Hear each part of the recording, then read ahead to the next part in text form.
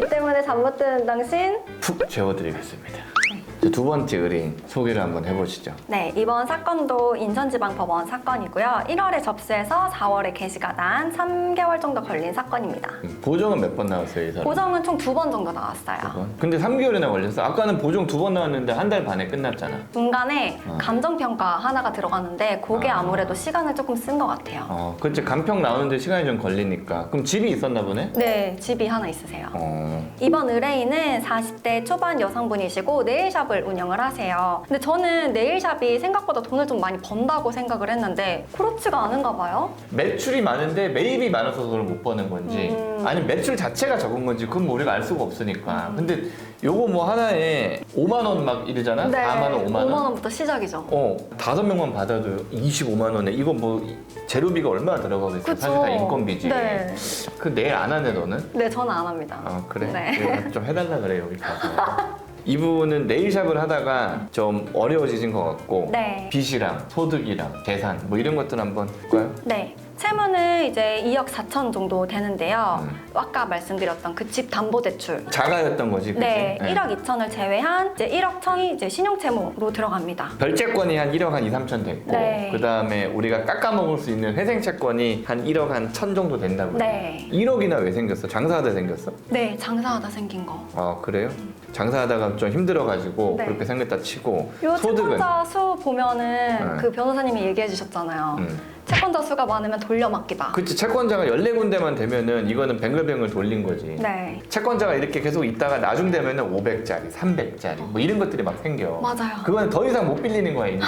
그렇게밖에 안 빌려주는 거야. 내가 네. 돌려막다가 신용이 나빠지니까. 그래서 소득은? 소득은 네일샵 영업소득인 54만 원과 아르바이트 급여. 요 아르바이트는 블로그 쓰셨거든요. 블로그로 이제 110만 원을 더한 163만 원이 월 소득입니다. 본인이 이걸 일을 좀 블로그 글을 쓸 줄 알면은 마케팅에 그잖아. 나는 네일샵을 내가 안 다녀보니까 모르는데 그 실력이라는 게 있겠지. 당연히 있겠지만 그걸 뭐 그럼요. 나한테 그 헛소리 하지 말아라고 할 수 있겠지만 잘 못하는 데는 되게 막 손톱도 깎이고 그리고 금방 빠져요.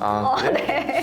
사정이 있으니까 그죠? 하시겠죠. 그 다음에 재산은 뭐가 있지? 재산은 이제 네일샵 사업장 보증금으로 500만 원이고요. 그리고 아까 집 1,600만 원, 그리고 사업용 비품 네일 같은 거 사는 걸로 163만 원 해서 총 2,200만 원 정도 있습니다. 그러면은 청산가치 이상은 갚아줘야 되니까 네. 이분의 청산가치가 아까 얘기한 것대로 3천 얼마쯤 되니까 그거 이상은 갚아줘야 네. 되는 거고 그래가지고 변제기간이 변동이 됐구나. 네. 처음에 변제기간을 넣을 때는 의뢰인한테 최대 유리하게 우리가 들어가니까 첫 변제기간은 어땠어요? 소득이 작으니까 높을 리가 없잖아 사실은. 네, 그치? 그렇죠. 그래서 이분이 소득이 워낙 적기도 하고 사업장과 집이 있잖아요. 재산이 있다 보니까 추가 생계비 같은 건 따로 주장을 못했고 청산가치 이상으로 변제를 해줘야 변제를 되니까. 해야 하니까 이제 164만 원에서 120만 원을 제외한 45만 원씩 60개월 2,700만 원을 변제하는 걸로 했습니다. 이 회생위원이 우리가 낸 이 KB 시세를 안 믿었다는 거잖아. 네네. 아니 일단은 간평을 하라는 보정 자체를 잘 안 해 사실은. 아까 말씀 주셨다시피 법인 사건에서만 보통 그런다고 하셨잖아요. 법인은 사실은 회생담보권이라는 게 상당히 중요하게 평가가 되기 때문에 간평사의 어떤 그런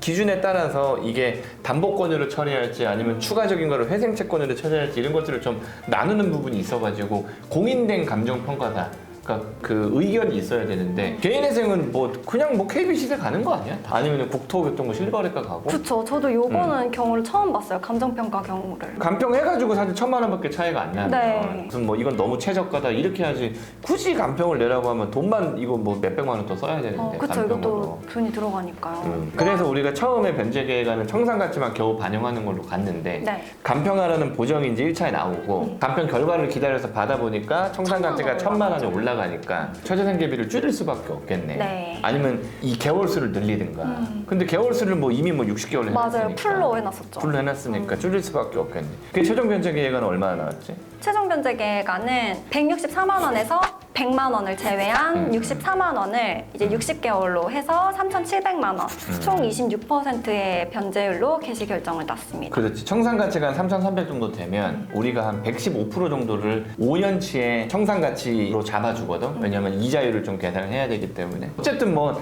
많이 갚는 편은 아니니까. 그쵸. 이분은 조건부인가가 나왔어요? 조건부인가 나왔죠. 그치. 어찌 보면은 변제율이 20 몇 프로밖에 안 되고 그 다음에 사업소득이 사실 너무 적기 때문에 조건부인가가 나올만 하지. 그 조건부인가 만약에 나왔다 하더라도 나중에 이제 네일샵 접고 네. 알바해가지고 한 200 벌어도 그 더 갚으라고 잘 안 해. 그거는 조건비가 나왔을 때 급여가 확 뛰거나 뭐 그쵸. 이러면은 모르겠는데 작년에 비해서 5% 뛰고 10% 뛰고 하는 거는 그거 가지고 변제 계획안 수정하시고 이렇게까지는 잘 안 하더라고.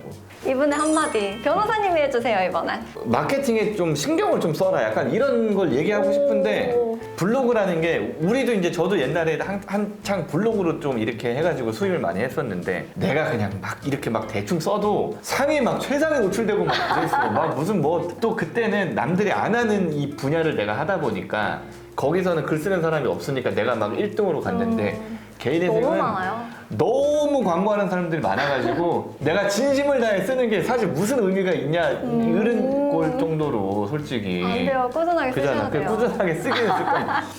마케팅에 좀 신경을 쓰시든가 아니면은 사실은 아우 이거 뭐 하루 종일 한 달 내내 해가지고 50만 원 벌 거면 접는 것도 나는 방법이라고 생각을 하니. 그쵸. 오히려 정리를 하시는 게 50만 원 번다고 스트레스 받지 마시고 그냥 블로그나 이렇게 하셔서 남의 가게 홍보해 주시고 하시는 게 오히려 더 나을 수도 있을 거예요. 돈 또 너무 많이 벌면 이제 조건배인가 나가지고 좀 그러니까 적당히. 이렇게 좀 뒤로 이렇게 좀 하시고 자세히 구체적으로는 제가 다음에 전화로 이렇게 말씀드릴 테니까 어쨌든 대박 나시길 바랍니다. 네. 감사합니다.